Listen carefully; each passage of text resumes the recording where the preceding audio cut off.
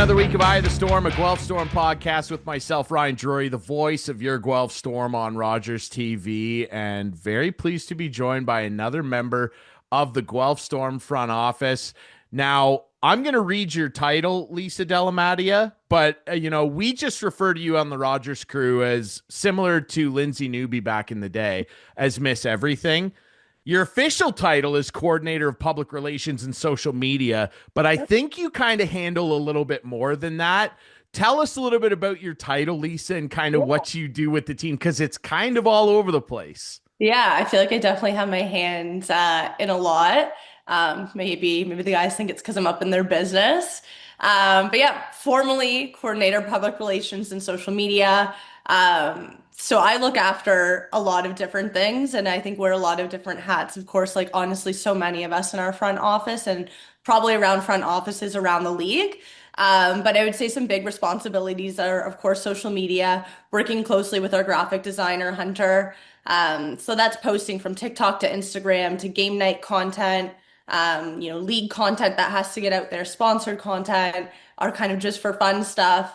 And then the more public relations hat, I would say, is all the player appearances. So when they're out in the community, whether it be a school visit, something like Stir by the Storm that just actually happened on Tuesday night for us, the Skate with the Storm, Kids Club, all those little things I help with. And then there's obviously a lot of little things that fall in between all that. But I would say those are really where the two hats come into play on my title there. Obviously, everybody that pays attention to the Storm on socials and sees the Storm out at all these different public events, Lisa's got a hand in that. And obviously, you kind of, similar to when we had Lindsay on here, who was with the team for a long time, you kind of have a unique perspective on working with the team in terms of dealing with the players. Like, you deal with the players, I would say, almost as much as the coaches do. What's that relationship like, having to kind of be around the guys and wrangle these rowdy kids together sometimes? Yeah, well, I mean, of course, I'm a little bit biased because I see them every day and I work with them every day. But I really do think I'll start with like we have a wonderful group of players and people in that dressing room. The, 24, 25 that there are of them, I lose count all the time. They're fabulous people, so they're really great to work with. I definitely see them a lot, probably every single day. And it's an interesting dynamic because the relationship, it really is about hockey, of course, because they're here to play hockey. I'm here because I work in hockey. And at the end of the day, they're people too, but they are our product. They are what's on the ice.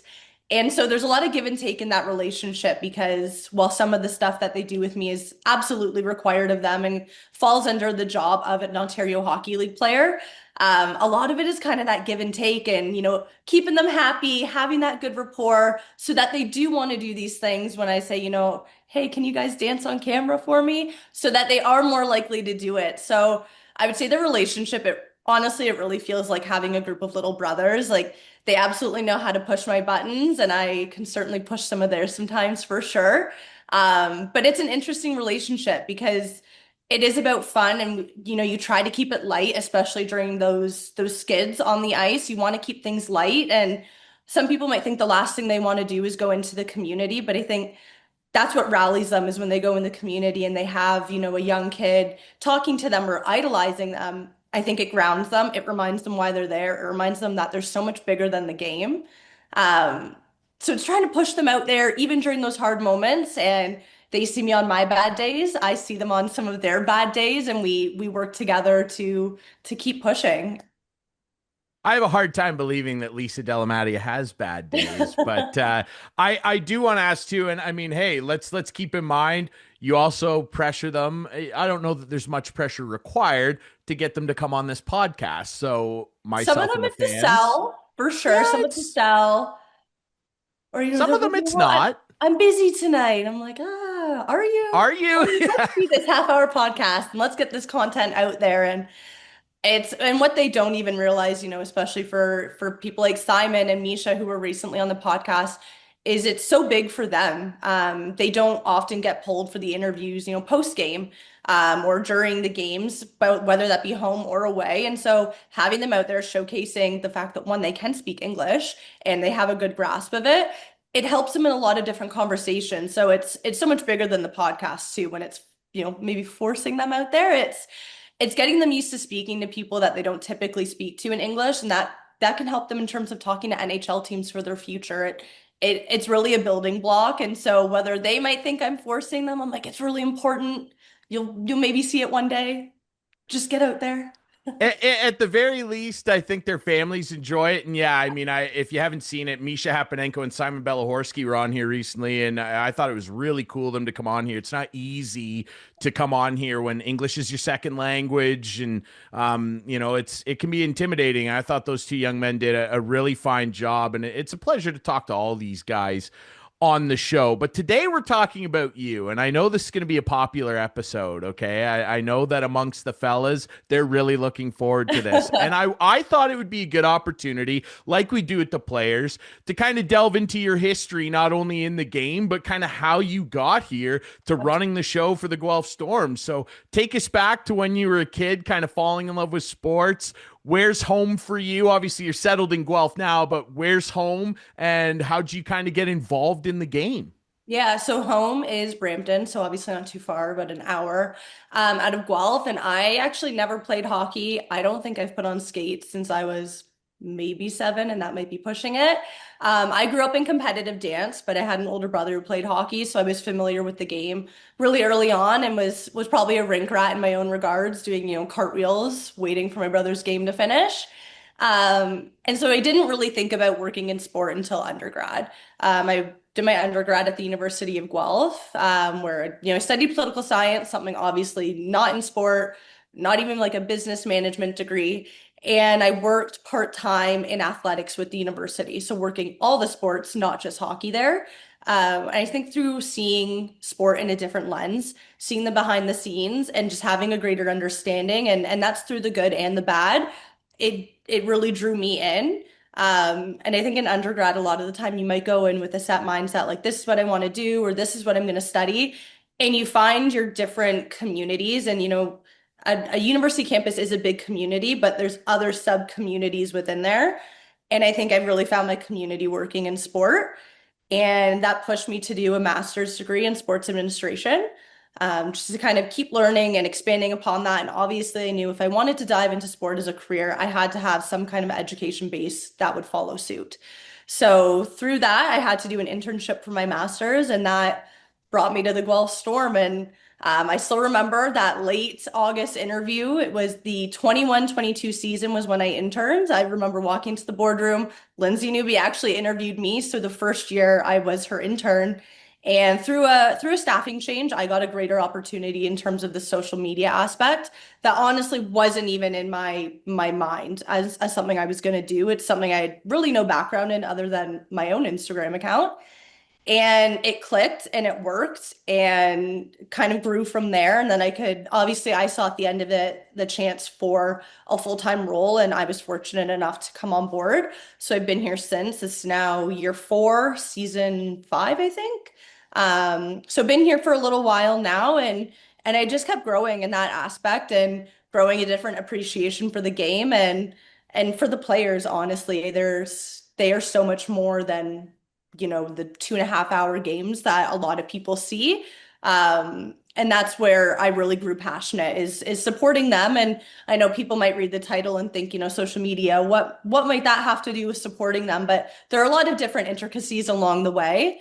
And a lot of conversations had. We have a lot of, what's said in the van stays in the van chats, on the way to and from school visits.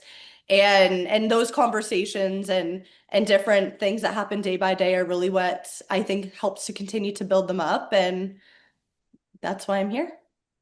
Well, we all appreciate having you around. I mean, you're probably one of the more entertaining people at the rink on a daily basis, especially for our Rogers crew. I'll dig into that in a minute, but I want to ask you too, just obviously about getting involved in sport, and you talked about how important it is for these guys to get out into the community, go to these events, be involved on the team's social media and all that stuff. By the way, it was probably a mistake to mention that you grew up as a competitive dancer, because now the guys are going to turn the camera around on you, so you're going to be in trouble now. I do wonder, though, for yourself, there's been a lot of talk over the last number of years, particularly with the explosion of the PWHL, Yeah. women's, success within the game, and, the growing platforms that they have. I wonder for yourself, do you kind of feel a sense of pride as a woman working in the sport? You're out there pushing the guys to get involved in the community, but I'm sure for yourself, there's probably a big time sense of pride being involved and being at those events and having little girls look up to you. I know that kids look up to the players. There's probably a lot of little girls that look up to you and go, I could do that someday. Yeah, absolutely. It's about, seeing yourself in places. And so if you don't see women in sport, if you don't see people of color in sport, it's hard to imagine yourself in that regard and in that role. If you would have asked me 5 years ago, I certainly wouldn't imagine this is where I would have been working. It wasn't even in my thought process, honestly. And it's funny where life takes you. So it is so important to see yourself in other people in other spaces. So I can look around the NHL and I know there's so many women, even women that started in the OHL that have now made that jump to that league. For me specifically, I really enjoy working in the OHL. I think it's where I personally can make my biggest mark. I've always thought if I can make one person better, if I can make one experience better for one other woman looking to come into sport, then I've done my job. And I might not ever know that I had that impact, and that's okay. But it's about not paving that way, but in a sense, yes. And so coming into the Storm, I was really fortunate that there were a lot of other women that continue to work for the team, but also did. So when I came in, you have Sarah Twigger, who looks after sales and sponsorship, the same as Lynn Van Shake. You have Melanie Moore, who does ticketing. Lindsay Newby, of course, with communications. Before me, there was Steph, who looked after all those community pieces.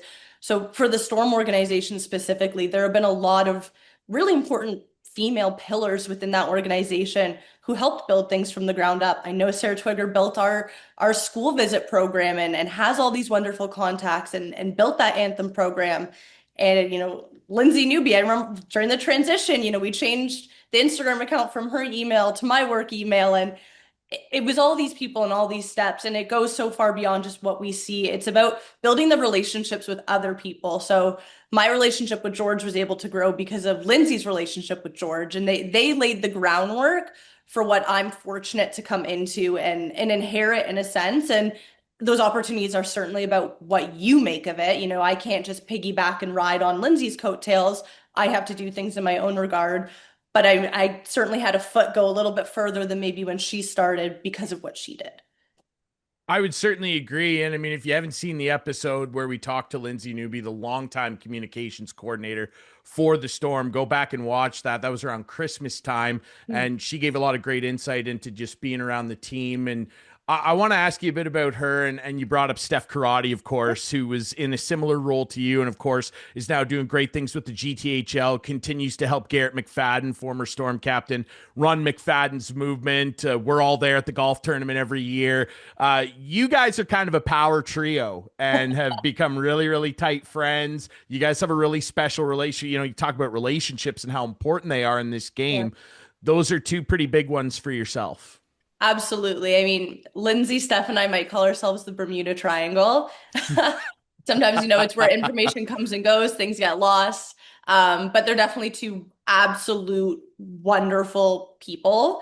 If you'd asked me when even being with the Storm was one thing, but if I would have thought I would have this relationship with Lindsay that I do, I would have never thought that. Of course, there's an age gap between us. She had been in this role for so long. I come in as her intern. You would never peg that dynamic to really take off the way it did. And I'm sure Lindsay would probably think the same thing. She probably never thought she'd have such a, good relationship with one of her interns, but here we are. And I think it goes to just the rapport we built. And I know Lindsay's so happy where she is now working with the womb, and it's something she's so passionate about. So I'm so happy to see her that happy. I do miss, of course, getting to joke around and having that sidekick by my side every game day. I know people would say, you never really saw Lisa without Lindsay. You never saw Lindsay without Lisa. We were glued to the sides of each other. And that's part of what made it so fun. So this year I've had to pave it in a different regard for myself now without her. Um, just a big jump and yeah, I'm just happy she's happy and getting to see Steph with McFadden's movement each summer is awesome. I know she is a busy woman. She teaches at York. She is, managing GTHL communications and then of course McFadden's movement with it being their 10-year anniversary. She has her hand in so much and she is an inspiration, I would say, to a lot of young girls that would want to come up in sport. She has paved the way at such a young age for herself. And these are things I think she'd probably never say about herself, but it's important for her to hear. Well, I think that all those two and many people that run into you would say the same things. I know we certainly do. I don't want to put any more pressure on you guys. You guys are all very busy, as you detailed there. I Mhm. don't know. I feel a podcast. I feel a three-headed monster podcast here. I think That people would be into it. that would be scary. That might be restricted content. I don't know. I don't know. Ah. We can click the explicit box. You never know. Yeah. It's a, hey, Yeah. if you're looking for a producer, I'm just saying, I think it would Put be a a pretty good disclaimer podcast. up there. Yeah. Hey, it's doable. I want to ask you too, just obviously about, you detailed kind of having to handle all the social media stuff and being with the guys at all these different events, including the McFadden's Movement Golf Tournament every summer, which is always a great time. I wonder if you could break down for people what a game day looks like for you because, everybody's always curious what the guys are doing. Are you eating chicken and pasta? What's your game day routine like? What's your game day routine look like?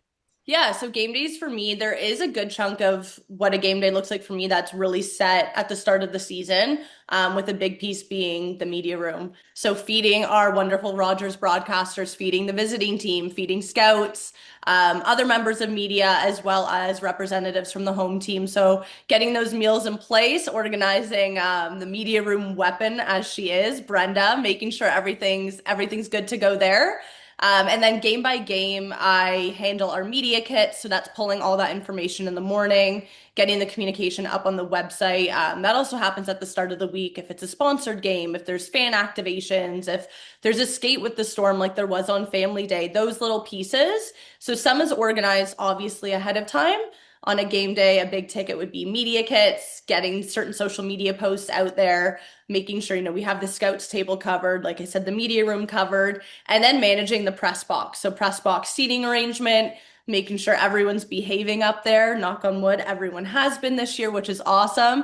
So the press box is a neutral spot, of course, if people aren't aware. So you have members of the visiting team and the home team, as well as, of course, broadcasters, and then people that work our game day. So the lights being controlled up there, the smoke machines, the LED ribbon board, the video board, all those aspects are controlled up there. So there's a lot of moving parts in there.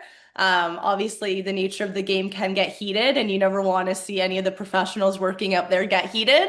But it would be looking after that. If a feed goes down, having to work with whether it be Rogers or during a blackout game, our team with Curtis, making sure the feed is back up and running, both for Flow Hockey and for the stream on Rogers TV, for the video coaches as well.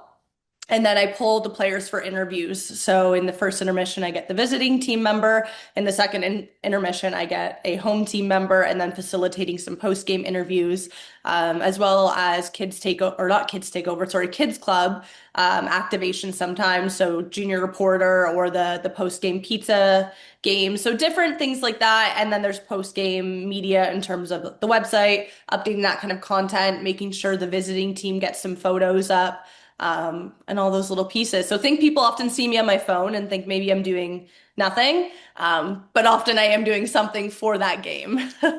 Yeah, we don't think that, but of course we have a lot of experience working with you, and I don't know that people necessarily realize. And I do tell people that ask, like, your job involves pretty heavily working with us at Rogers TV. And of course, Dylan, who's calling the games on radio for Seajoy. Like, you have a big hand in how our game day operates because, like you mentioned, you have to grab the player interviews for us and let them know ahead of time if we want an interview, we want to talk to Corey or George pregame. That all goes through you. Like I mentioned earlier, this whole podcast does not happen without Lisa. So if you guys enjoy this show, Lisa has a huge hand in that. What's you can be honest here. What's your experience been like working with us here at Rogers and making this whole media thing move? Yeah, it's been great. Of course, I love working with Ryan, Mark, and Isaac. Isaac and I get the opportunity to joke a lot down there when we're pulling players, or, he goes, "What should I ask them?" And I'm coming up with something silly, or, even for visiting team members, if I notice something online that day, like something you can lean into. So, where I really work with Isaac, I would say, is especially in the second intermission, if it's maybe a game that's not going in our favor, what can Isaac talk to whatever player it may be that's really not about the game? How can we keep it light? How can we keep it airy so that, the players in his best mindset, but also Isaac is getting good answers in return, and we're creating some good TV. And then that player can walk off and go into the dressing room and regroup, but doesn't feel heavy. So it's about keeping things light, even in hard moments. And then, of course, for Ryan and Mark, they're up there in the booth. So I don't have to facilitate too much with you guys. But I definitely have to sit there. I get to hear Ryan in live in color every day, not just through the TV, for every game day, I should say. Yeah, God bless you for having to put up with that. Yeah, you put up with quite a bit up there with Mark and I. And I mean, it goes both ways because, like I mentioned earlier, you're pretty popular with our Rogers crew for good reason. You're probably one of the funnier people that we interact with. I did write down a couple things I pulled from our Rogers group chat Oh about gosh, I'm scared. our good friend Lisa Della Mattia. Nothing bad. One of them, Mark Perry, said Lisa should design T-shirts with all of the funny things you say. I once texted the guy, this is around Christmas time. I don't know what this was in reference to. I said, you guys, I think Isaac missed this game. I said, Isaac, you missed a beauty from Lisa. She had everybody laughing. Like, it's just stuff like that. Like, all of us on the crew, you have a personality that, like, is able to kind of reflect well off others and make everybody Good to hear. laugh. So, and I mean, as much as, like you said, you handle so much stuff, I would be stressed out. If you don't really show it. I mean, where's that kind of drive come from? Because you have to put up with, it's not like you sit down at a desk and kind of get to isolate yourself. Your job involves you being around people almost 24/7. Where's Yeah. that kind of drive come from, that personality that allows you to kind of bounce off others so effectively? Well, I'll say I certainly do have my times where I get to hide in my cubby back there and I put my headphones on Yeah. and I pretend like no one else is there. But yeah, a lot of it is front facing, absolutely. And I think I have the leeway there where I get to kind of sit back sometimes and push the players forward. And then part of my job is pushing them forward. So just at Served by the Storm the other night, I'm going tapping on the shoulder, get up, go talk to people, get up. And it is hard because you might not be in the best mindset for it. That's myself, that's the players, that's even you in a broadcast. We bring our own personal lives to work sometimes, and you can't always show up at 100%, but it's figuring out what you need and how to get there. So in terms of myself, I think that's where the humor comes in is, on a game night, I do get that moment where myself, Ryan, Mark, Hunter, sometimes our videographer, Michael, we're up there and we have, whether it's a 5-10 minute conversation, and just laugh. And you get that little bit of a debrief and a little bit of a relaxing, or, I know post game I'm going to see Sarah for a little bit and have that quick conversation. So for me, it's those moments in between that I think help fuel everything else. And just having those silly moments is really like what brings me back up. And I definitely have a lot of those with Brendan O'Sullivan, our assistant general manager. Sometimes it's, might be pranking him, and it's bad for him, great for me. But like I said, it's all those really, like, those little moments of having with everyone in this Storm community that continue to push me forward. I don't want to throw you under the bus here. I have seen a couple pieces of candy fly Brennan's way on occasion here and there. And we see some candy activity going on up in the media booth right behind us there. If any are missing, it wasn't me. I need to ask you, give me like your top three go-to candies, because candy's a big time comfort food, Yeah. right? It keeps us moving. Give me like a top three. What are the absolute top options that you got to have within reach? Well, right now it's high chews. I have a really big bag of high chews at my desk, and those are great. The players also love them. Mm-hmm. I always keep a stockpile of Reese's Pieces. I like them. Brennan eats most of them. I will say, so if there's a candy going flying in the press box, it's to Brennan, and he likes it, of course. And then like a sour gummy. We obviously sell the Sweet 16s at the arena. Those are perfect. And then there's tons of jujubes that float around this arena because that's the candy in our press box. So, or not in the press box, sorry, in the penalty box. So sometimes I get a handful or two of those. But I try not to have it on me because then if the players see it, they want it. So the other game, I had a bag of Sweet 16s and Carter Stevens saw them and beelined it right to me, and then the paws in the bag. No one wants to share their candy, but I would say those are my game day big three. Okay, I like it. I like the Reese's Pieces in particular. I'm a Yeah. big proponent of that. I mean, maybe you should give it to Carter Stevens more because he scored a nice goal the other day. Maybe that powered the Yeah. offense for him a little bit. You never know. They But also that they get into my gum supply, and it is specifically the oh, Trident Sour Patch Kids gum. They love it. Will McFadden sometimes makes concoctions with the different flavors. But that is a big time play for them when they're playing sewer. If they see me with the gum, they're taking it. I didn't even know that gum existed. Sour Patch Kids gum. Sour Patch Kids gum, very good. Highly recommend. They're Wish I was thinking sponsored by them. they're thinking of everything. Hey, you never know. Sour Patch Kids, if you're listening, hey, we'll Send it to take the me. Hit me up. sponsorship. Just give Lisa a lifetime supply and we'll put your Absolutely. logo right down there. Right Yep. down there. It's that simple. Speaking of logos, you mentioned obviously a big part of running the social media is sponsored nights, and there's a lot of them at Storm. Most of the home games are sponsored by a local organization, a local company. What's that like working with the business community? Because I know that was a huge factor in you guys putting presentations together to secure the Memorial Cup berth. Yeah, so we of course have a wonderful sales team. Matt really heads that up, and then Lynn, Sarah, and Kaya are all kind of the driving force between selling these properties and getting those logos out there. And that's everything from social media to in arena and everything in between. So I really only get pulled in if it's the social media aspect or some aspect of sponsored games, where I would say I work with the business community and the community. Sorry, I just said community twice. The biggest thing I would say is our pregame show. So we pull in various business members to do interviews on the show, and that's where I would work with them the most. And if they're doing a sponsored game where there's a charitable component, it's talking up that, mentioning what their organization really does, and like a call to action. So I really work with them when it comes to the interviews and setting those up and facilitating it. But Matt, Lynn, Kaya, and Sarah really have the biggest hand in selling all the properties for this team.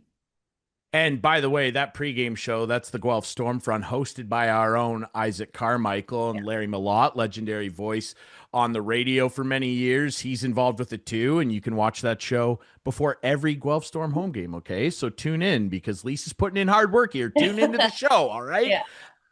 Lisa, I have to ask you some stuff because I always dig into this stuff with the players, talking about the music choices, goal songs, that type of thing. We know that this is a big country room. I'm sure that you hear a lot of it. These guys are practicing to it. It's pregame. Big time country room. Where Mhm. do you fall on the musical spectrum here? What would you be playing if you had control of the aux cord? So when we go to community appearances outside of Guelph, I drive the players, and therefore I Yes, control the music. of course. So it really depends on my mood. Sometimes it's the girly pop bops playlist. Sometimes it's pop princesses. So just different songs, and some of them sit there like, "This is really girly," and I'm like, "Yeah," and we're gonna listen to Hannah Montana, and we're all gonna have a great time. Yes. So it can be anything. It really depends on the mood, but I will listen to anything. I've got a country playlist too. Of course, our general manager, George Burnett, is a big country listener. Brendan likes country as well. Like you said, a country room. So I'll listen to really anything. Sometimes they do have, I will give it to the players. They do have some really good songs after a home game win. Sometimes interesting choices to warm up to before the game. Obviously, they're getting themselves pumped up, but some interesting throwback songs sometimes for a post-game win. But I'm into it. I like it. I'm gonna put to the test that you'd listen to anything. See, now you've opened up a bad door here Yeah. because I'm gonna challenge you on that. I'm gonna run some stuff your way, and I don't know that you'll be able to handle some of the gross stuff that I listen to, but We'll we'll put it try. We'll see if it works. we'll put it to the test. Although we do share quite a few similar Yeah. musical tastes. 1975 is a big one. Yeah. Gracie, of course, we love Gracie. So I wonder if you were playing and had a goal song, what does one spring to mind that you would pick as a goal song? Oh, I don't think anything really comes to mind. One artist, I would say something by Charlie XCX for sure. I don't Okay, have a song that like I'm zeroed in on right now for okay, that. that's all But right. a I'm gonna vibe you're think of getting from something. Charlie XCX. Yeah. I understand the general vibe. We're gonna Yeah. settle on something. I'll throw some suggestions your way, maybe from the hardcore world. Okay. I feel like you have the type of bubbly personality. You do well with like a turnstile song. Okay. Maybe even Maybe. 1975. Yeah. 1975's got some They've got some boppers. upbeat stuff. Yeah. 100%. Yeah. Before Matt Healy got all depressed and whatnot, they had some really upbeat stuff. All Yeah. right. I like it. In terms of kind of, you've been able to deal with a lot of players over your time, and I know that you still kind of maintain a relationship with some of them. Who are some of the guys that have been the most fun to kind of goof off with, interact with on a daily basis? Yeah. Who are some names that I know you love all the players, obviously, but who are some guys that have maybe moved on from the team in recent years that you really enjoyed working with? Yeah, I automatically think of Braden Bowman. He was Bonesy, just wonderful to work with, and awesome such kid. such a big personality on the ice, and even bigger personality off the ice. And again, he certainly knew how to push my buttons and make fun, and I try to give it back to them in the most professional way. But he was great. He from social media to community appearances and all that. He was really up for anything. He would dive into anything and he knew how to keep it light. And that's such an important piece of it. And also watching him with any teammate. It didn't matter if it was the ones you knew they hung out every day or when he was, in his final year as a captain and it was a rookie, he was part of that room and probably like a big brother to all of them and that's what made him that larger than life personality in our room. And he and I still chat a lot while he's having so much success in Vegas. And I look forward. Brennan and I are going out to Buffalo to watch him in March, and I can't wait to just watch him take the ice in an NHL game. Like we've seen highlights, we've seen it on TV, but there's nothing like watching it in person, especially after watching him play in the OHL in person for so many years.